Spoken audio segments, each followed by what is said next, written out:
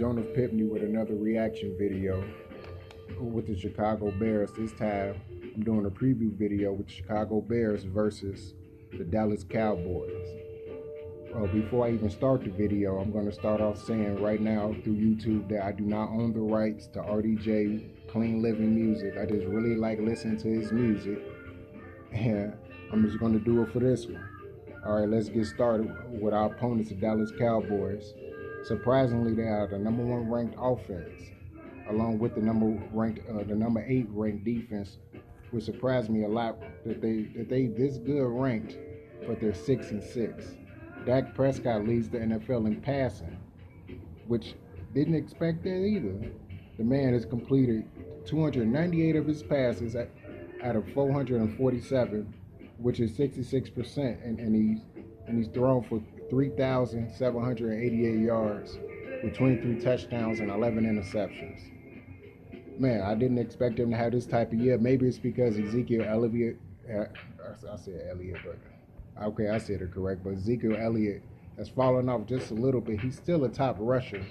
He still has 227 attempts for 990 yards. He's still averaging 4.4 yards per carry, and he's playing terrific. It's just a down year for him, especially for him to be leading the NFL his rookie year, and I say his third year in the NFL. For him to have a year like this, people was really talking about he's declining. It's just that people getting hip to him, that's all. But he's still playing terrific. And also Amari Cooper, also on his way to getting 1,000 yards as well. Well, in receiving, he got 64 receptions for 970 yards and 7 touchdowns. Man, but once again, they got a top 10 defense, top 10 offense. But they do have Coach Jason Garrett, and hopefully he just calls the game and just fucks it up for him, like he's been doing all season. Because there's no way they should have 6 wins. They with a top 10 offense and defense, especially ranked number 1 offense, they should probably have 10 or 11 wins by now. If the Saints is like that, they're gonna probably be undefeated, having something like that, and they're 10-2. But anyways, I'm gonna stick it with the Cowboys. But Ezekiel Elliott still top player. They also got Michael Gallup. They also got other players on their team that is still playing terrific as well. But once again, this is just get to the keys of the game. Key number 1, got to keep Elliott from getting that breakout yardage that he really hasn't gotten much this season. Hopefully the Bears don't be that team that allow him to break for 20 and 40 yards constantly. That'll really just piss me off that he only done it maybe once or twice, maybe 3 times all season, and he get 3 or 4 20 plus runs on us. That'll just irritate the hell out of me. And also make Prescott throw the ball 35-40 times in this game. Why? Because that time with shutting down Elliott and keeping him from even doing anything, having Prescott throw the ball that many times, that just means that it give Mack and Floyd and also our inside pass rushers a chance to just really put in work and possibly get sacks, create strip fumbles. It'll really just look good for our team to just do real good right there. And key number 2 is to really just hold Amari Cooper to a mediocre game as well. He can kill us deep. He is a fantastic route runner. And also just watch out for old man Witten. No matter what, he always finds the way to get open on 2nd and 3rd down and short. So anytime it's 5 yards or less, watch out for Witten, because he's going to be running his short, immediate routes. He's going to go out there and he's going to catch those balls. He got sure hands. He's been doing it since 2003. So yeah, just make sure you just keep him from doing this thing out there too, or at least when he make those catches, tackle him immediately. Do not have him, his old slow ass, running 15 yards down the field, taking fucking 6 years just to get those 15 yards, but he's wide open and then he just found a way to do it. Next up, this is for our Bears, which is the play caller. Coach Nagy has to get Trubisky on a roll early, and he has to call a better game early in the first half. Usually it's like, I don't know why I always take him to the third quarter for our team to really just get it together, and then the fourth quarter they struggle again like they did in the previous quarters. So far, third quarter, the Bears probably one of the highest scoring teams. I want them to do that more often. It's like they put up 14 to 18 points during those quarters, and then after that, they just can't fucking do nothing after that. Maybe it's because of Nagy with his fucking bizarre play calling, but hopefully he can get that shit together. But once he do that, man, and move Trubisky in and out the pocket to protect him from that weak ass O line, and then try to keep him in the pocket, and he settles down, then man, he can have a similar game that he had on Thanksgiving against his defense. That's how I feel. To me, this defense is not as good as they say they is. This defense has given up a lot of deep plays down the field. Not much in the run game, but much in the passing game. To me, their safeties is not that good. Their corners is decent, but their safeties you can throw over the top over there. And to me, with Williams getting put in the starting lineup and also Miller running up the seams, and also Allen Robinson with his consistency, man, this team can do very well. And I definitely think that this team can just put in work. And I was just looking over the stats for Trubisky.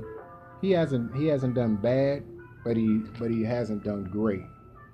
He's completed 230 of his passes out of 361 for 2196 with a 63% completion percentage. That's pretty decent in today's NFL. If it was maybe 10, 15 years ago, that'd be excellent in percentage-wise. He has 13 touchdowns and 7 interceptions. He hasn't been throwing a lot of interceptions. He's been pretty safe on that, even though when he do decide to throw one, he throws at the most goofiest motherfucking time. So hopefully that shit can get straightened out. Also, David Montgomery, yeah, because of this offensive line is just trash. It's like they just don't want to run the ball, right? Their effort is fucking atrocious. As I've been watching with Bears Ballroom and Dr. Phil Atrocious just putting it out there that this line just giving just terrible effort. Every blue moon they give effort, but most of the time it's Montgomery just trucking it through every goddamn body just to get 3-4 fucking yards. But he got 172 attempts with 594, 3.5 yards per carry because once again the team can't block, and somehow he still managed to get 5 rushing touchdowns. And I think he got his first receiving touchdown this season last week on Thanksgiving, which is still pretty good. Also, you got Taylor Gabriel, and which I don't think he's gonna be playing, who leads the team, well, who's second in the team in receiving touchdowns with 4. And also Anthony Miller is second in the team in receiving yards, but he's yet to get a touchdown. He's gotten deep plays recently, and he's been playing a lot better. He's not dropping the ball as much. He's not making those same mistakes that he made early in the season with running the wrong route, and also just not holding on to the ball. I think he had about 3 or 4 drops early in the season, but he's playing even better. Hopefully he can get that together and just keep that going. But the Chicago Bears, they rank 7th in defense, which I thought they actually played better, but evidently stats showing that they giving up a lot more deep passes than they did last season, because Vic Fangio made sure to keep everything in front. I guess he had that more of a Lovie Smith philosophy, keep the ball in front of you, but he just blitzed a lot more. But then Chuck Pagano, well, no, he didn't. Chuck Pagano blitzed like a motherfucker, and that leave holes in our defense. So hopefully he calls a better game as well, because man, I would be fucking pissed off to see another game with a receiver just running free 75 yards down the field and no one near him, and just got Prince Mukamara looking crazy, even though I don't think he's going to play because he got an injured hamstring based on what I seen earlier today. And the Bears offense ranked 27th, but it has improved over the last 2-3 weeks. Trubisky is getting the ball down the field. He just got to make sure he don't make those dumbass plays like he did. Hopefully he gets all of that shit together, because that just annoyed the fuck out of me with his 2 interceptions against the Giants and that one dumbass interception against the Lions, throwing behind Allen Robinson. He got to really just thread the needle and just push it through. He got the arm strength to do it. It ain't like he got a Teddy Bridgewater fucking arm, but he still have to make those plays when it come down to it. And once again, now down to my prediction. I'm predicting the Bears to win this game. It's going to be a real close game for them. I'm predicting them to win a close game 24-20. The Cowboys, they're going to find ways to make plays. They're not the number one fucking offense for nothing. I'm about to say, but I still feel like the Bears is going to get some sacks. Leonard Floyd is going to probably, I hope he shows up in this game and help Mac with the interior so then they can just push him in the middle of the pocket, and Eddie Goldman and Nick Williams and Val Nichols, which I haven't fucking heard him like none this fucking season really. I know he broke his hand earlier, but that hand got to be in heal by now. And Roy Robertson Harris to get some sacks when Dak Prescott tried to break it up through the middle and just try to get that man. And also, I feel like the Bears is going to make plays offensively, and it's probably going to come down to the wire like it did with the Lions, which, yeah, you can say it's the Lions, but they did play well against the Chiefs. Yeah, they did have Stafford, but if the quarterback is cognizant enough to see down the field, he can still make plays. I don't care what nobody say. Doug Blount could just easily just won himself at least second on the depth chart with the Lions, and then if any other team is desperate, they can fuck around and sign him to a one-year deal and make him the starter too. But that's another story. Back to the Cowboys. But once again, I feel like it's going to come down to the wire, and the defense is going to be the ones that's going to shut them down like they did the Lions late, and get either a strip sack or just force Dak Prescott to throw it up in the air, hoping that Amari Cooper or Michael Gallup to catch the ball, or Randall Cobb, who I just not mentioned for the first time. And I feel like they're going to get either an interception or a strip sack to end the game. Once again, I predict Floyd to actually show up in this game for the first time since the Packers game and just help Mac off the edge. I feel like Mac is going to just destroy whichever tackle we go against. Yeah, they're going to put 3 or 4 guys on him. He's going to run through everyone like he's been doing all season. Yeah, the stats don't show it, and the media just had a narrative that Mac is not playing well. He got 5 damn guys on his ass, and he's not getting no push on the other edge. They just leaving Floyd by himself and just letting him just run around trying to do juke moves like he a fucking receiver for some fucking reason. Hopefully, he just put his fucking head down and just run through the goddamn tackle, because they're not covered. They're not brushing on him. They're not chipping him with a tight end or a running back. They're just leaving him alone. So hopefully he just do his motherfucking thing. And the Bears just, man, they really have to win this game. This is their playoff game.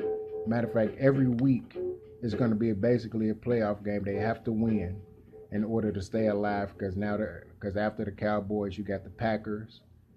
Then you got, who the fuck else? I know you got the Packers, Cowboys, Vikings, the last game.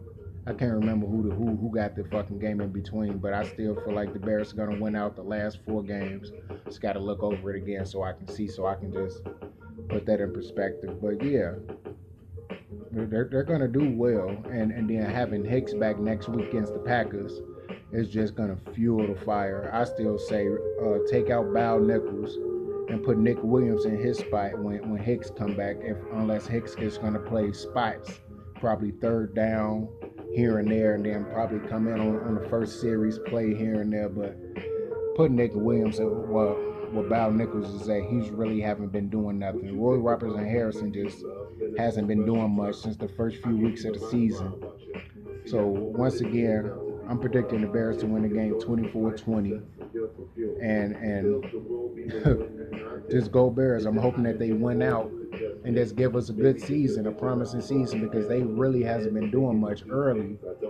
They started off 3-1, lost that shitty game against the Raiders, and then beat the shit out the Vikings, and then just fell the fuck off. So I'm happy that they won the last 2 games. Yes, it was against terrible teams, but you got to win those games against those terrible teams when it's on your schedule. And now it's time for them to just put in work, do what they gotta do, and man, I'll be happy with that. Also, I gotta put out there before I end the video that the last few songs that have been playing is raw intel. That was Light Smack, Slicker, Knock Me Down Girl, shit, that J Boogie, Ocean Lullaby, and J Boogie again, which is Try Me. I just got to make sure I don't own let it be known I don't own the rights to none of them songs. This is music from ESPN 2K5. Yes, I am a retro gamer. I love to play my retro games. Yes, I do have updated games, but there's nothing like the old feeling of retro games. So I just got to put that out there real quick. But also, man, just much love to everyone. This is Jonah Pitney signing out with another reaction video, well, preview video. You'll have my reaction video soon, right after the game. If they win, it'll be soon after the game. If they lost, it'll probably be a little bit later when I cool down and don't be snapping and cursing and screaming at fucking Trubisky or the coach over the goddamn TV and shit, screaming at the top of my lungs. But yeah, once again, it's Jonah Pitney signing out. All right, much love.